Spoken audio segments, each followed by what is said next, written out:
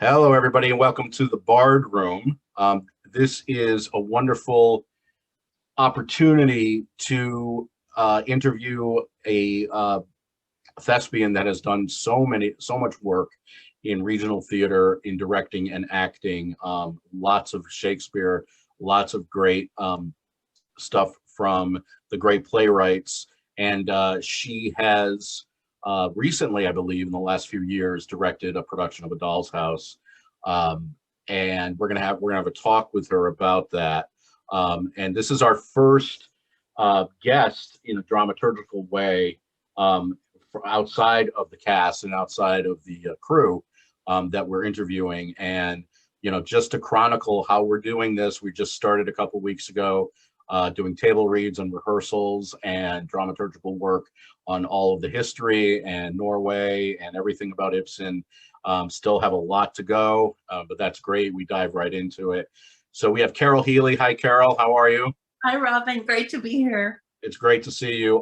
I got Carole's name through Kit Colburn Rye, who I worked with at the Sherman Playhouse in a number of different ways. I acted with her, produced some plays that she was in. Wonderful woman. And then she said, maybe Carole will be available. I know she's directed A Doll's House. So I said, cool, let me see if I can get her. And she was just wonderful to take this on, and nice and quickly. I really appreciate that. So Carole, I'm going to ask you to do some highlights of your theater career. You can start as when you got into it, some of the highlights, and some of the pivotal moments that got you going through it, up to basically the pandemic, and then we can move on from there. So go right ahead. Sure. Yeah, I think like many of you that I was involved at a very early age. I went to a lot of theater. My parents took me to New York every summer as a child. And so I was exposed to it a great deal and fell in love with musicals and commercial theater and that sort of thing. But there were two people in our small town, which was a small town at that time, Palm Beach, Florida. Believe it or not, it used to be quite a small little enclave. And they were marvelous teachers at a small college there. And one of them was a Shakespearean scholar. And so we often went to see plays, and the director of that small college became very, very close friends with my parents. And he became a sort of mentor and a guide, because I told him from, the time I was 7 years old that I wanted to be an actor and this is what I wanted to do. So I got to watch and participate in that way quite a bit. And then, participated in plays as much as I could. And then finally got up to my undergraduate days. And that's where I met Kit. We were together as undergrads at Florida State University, which had a huge theater school at the time. There were something like 1,200 undergrads, 4 theater spaces. We worked continually. And then Kit and I also got to be together to work professionally in the summertime at a stock company, which was associated with the university. And so we got a chance to be together there and play in repertory, rotating repertory. And another wonderful opportunity in the undergraduate program was that they had a program in London.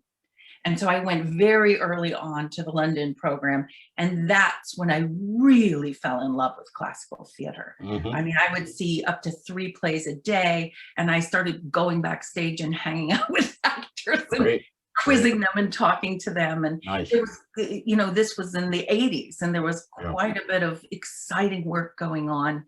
And I started to really be drawn more towards classical theater and away from musicals so much. Musicals were sort of sagging into that Andrew Lloyd Webber kind of period, and away from the kind of classical story with music. And I started to get less interested and more interested in plays of substance, and plays of language especially excited me. And so eventually I went to New York after undergraduate school. I had spent a year at Circle in the Square in New York studying where I got more exposure. I got cast in a play off Broadway while I was a student at Circle in the Square, which was wonderful. So I got to work with professionals that way. And I got an agent, and through various circumstances. And I went to Chicago, and I went with a play called The Foreigner by Larry Shue, which was a big hit off Broadway. And so this was going to be the original Chicago cast. So I went to that, and I played The Foreigner professionally for something like 12 months or something. It was a long run. Went from there into another rotating rep company, and then eventually back to New York, where I was cast as Lady M in the Scottish play. And I was finally confronted with my lack of skill. It was an off-Broadway production down in the East Village in this crummy little theater. But I remember with my heart pounding in the wings thinking, I have no right to go out there and do this play because I know something's missing. And I was married at the time to an actor who was very successful, and he had gone to graduate school. And I also had one of my best friends was now becoming a film star. Her name was Linda Fiorentino, and she was there watching me. And they both said to me, I said, what is it? I know I'm missing something. And they said, my husband said, it's the language. And I was like, what are you talking about, the language? And so he was talking about my approach to text and verse, and not being able to take on these huge plays. And so I started to get very curious about that. And I started to get a real appetite, like just ravenous for this thing that I could not do. Because it started to feel to me that the more commercial stuff, even charming plays like The Foreigner, that they relied a lot on the actor's personality, and they used situations, and you could kind of charm your way through it. You didn't have to have massive amounts of skill or training. You could, it was, I kept saying, I feel like Jennifer Aniston on Friends, and it's just like delivering a punchline, but I'm Sure. and learning timing and things like that. And I got pretty good at that, as a good little comedian, and, I could even do dramas up to a point, but then there was this thing that was called classical theater that seemed beyond me. And all of a sudden we got this letter. My husband was now on a soap opera. We got this letter in the mail, and it was from his old graduate school that had been at the University of Wisconsin-Milwaukee, and they were picking up the whole school and moving it to the University of Delaware. And it was this incredible opportunity because there were two very famous Shakespearean scholars at the University of Delaware at the time. People that had like edited the Arden version of plays, Right. And they wanted a company of actors to come and be able to do classical theater. Right. And so they searched all over, and they made this offer to this school in Milwaukee that was like, that basically offered, all of us were completely tuition free, plus they gave us a salary. Nice. And what they were realizing, the faculty that had been together, that a lot of them came from Carnegie Mellon back in the 60s and 70s, and they kind of came together as a group and formed this really kind of strange training program. But it was like the Navy SEALs of training programs. Sure, yeah. It was really, really rugged and tough, and it was 3 solid years. And so, but people were graduating with these tremendous amounts of debt. Wow. And so because of that, they couldn't afford to do theater. Right. So they were leaving the theater in droves, and, very few of them could afford to pay student loans and continue to be, in Lord B regional theater across the country, which is kind of what their goal was.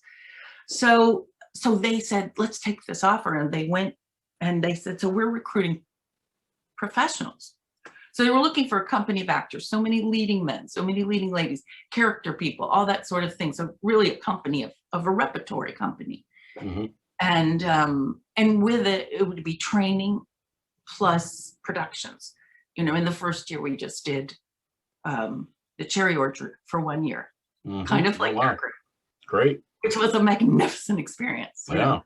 And then the other group did Love's Labor's Lost, and then we did them in rep. And then by the third year, we did 16 plays in repertory. Wow. And they were all, you know, Peer Gynt, you know, Yep. King Lear. I mean, just like Yep. the greatest plays ever written, basically. Right. So from then, I basically never stopped working. I graduated. I was immediately, I got another agent, but I was immediately given a job in rep, which is what I was training for and what I loved, to Sure. do 3 different plays at the same time. Sure. So I went to the Alabama Shakespeare Festival, which at that time was really top-notch place. Kent Thompson was running it, and there was a, you know, resident repertory company, and it was a magnificent experience. So I went from there to the Oregon Shakespeare Festival, which is, I don't know if you could get closer to paradise. Yeah, right. Do you know? Right. I remember sitting in that theater. It was the Angus Boomer, the indoor theater, 850 seats. And people just kept, the first day, people just kept coming and coming. And I was like, oh my God. So the company was 470 people. Wow. It's the largest theater company in the United States, Sure. in this little tiny town in Oregon. Yeah. For people, it's completely sold out. Yep. And they start the play, you know, at 8 o'clock on the bell, and people run up the hill for their seats. And That's I saw great. people waiting in line at the box office for return tickets to see Love's Labor's Lost. I was like, what the hell? This is, you know. Yeah, so anyway, so since then I've just, you know, been a trooper, and I've played a lot of the major regional theaters in America. Right. Yep. And, you know, you get to a certain point in your life, and you're like, I think I woke up in Milwaukee. It was 30 below zero. I was doing You Can't Take It With You, and it was Christmas. And it was the 12th Christmas I had spent by myself, because I was doing theater, and I wasn't with my family. And I wasn't, you know, with my husband. And I said, this is the hardest life. The work is magnificent, but the life. So I said to my agent, you know, north to Boston, south to Washington, D.C., west to Cleveland. And I started doing that and started teaching on Mondays, the equity day off. Okay. Flying back and forth from theaters. Yep. And now I'm to the point where I basically I try to do like 3 plays a year as a professional actor. And the rest of the time I teach and direct. Right. So that I can have a life. And now I'm a cancer patient, which is why I'm wearing this. Yeah. And so the very last project that I did, I was playing Julius Caesar as a woman, which was a fantastic experience. We changed the pronouns. Cool. So Calpurnia was now Calpurnius. Right. So it was very interesting to see that dynamic. We didn't apologize or explain it, or we just played the play. Right. And after about the first 30 seconds of the audience going, it's a woman, it's a woman, it's a woman, they completely accepted it and went with it. You know, okay, the most powerful person in the world is a woman. And it really opened up the play in a very interesting way.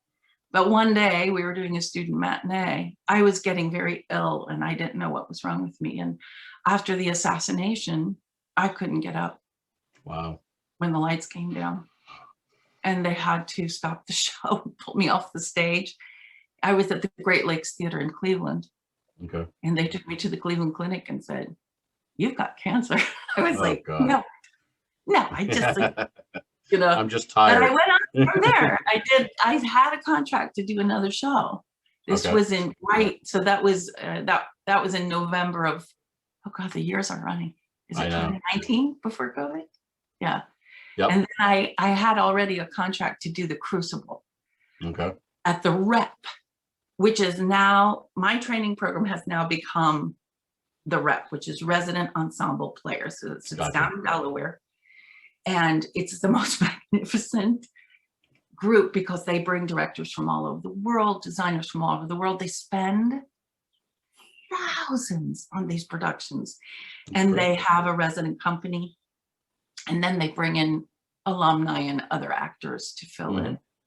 And so I was doing The Crucible, directed by Ben Barnes, who is the former artistic director of the Abbey Theater. And we were closed for COVID. But I was performing with a chemotherapy pump on me. Wow. Yeah. Were you Mrs. Proctor? No, I wasn't Elizabeth Proctor. I was, oh God, sorry. I've got COVID brain. Yeah. She's the very first woman who mentions witchcraft. She's lost so many children. Her husband's the oh yeah, Sarah. Oh God, I'll think of it. Yeah. Rebecca Nurse? No, Rebecca? not Rebecca. No. Okay. No. I think I know who you're. Sarah Good, maybe, or something. Yeah. It's not Sarah Good, and it's not Rebecca Nurse. I'll think of it. I swear to God. Okay, I got you. But I just went back and reread my director's notes for A Doll's House to just kind of put myself back, because it was about 3 years ago that we did A Doll's House, and this was a university production. Okay. So I didn't have the, the gravitas of some of the characters that I would have loved to have had. I had some marvelous students, especially the young woman who played Nora. She's a very, very gifted young actress, and I thought she did a beautiful job. So, but I can imagine the joy that you must have in having a more mature cast that's appropriate, to the ages of the play. So yeah, and we had such a wonderful discussion about it previously, because you had told me, you asked me what translation am I using, and I just said the Gutenberg that was on the internet, and you had said that you wanted to choose your own. So tell us about that.